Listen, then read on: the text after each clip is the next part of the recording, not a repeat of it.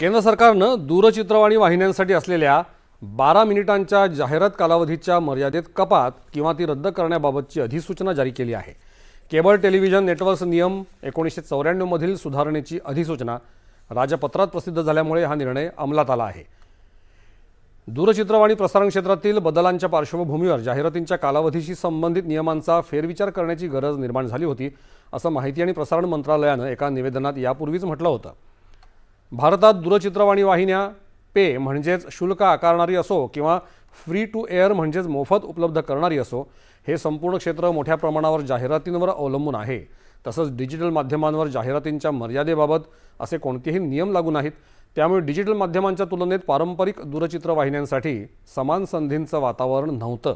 आता दूरचित्रवाणी प्रसारण क्षेत्रात महत्त्वपूर्ण बदल झाले आहेत।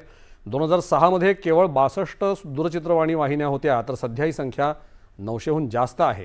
त्यामुळे हा निर्णय घेतल्याचं मंत्रालयानं म्हटलं आहे।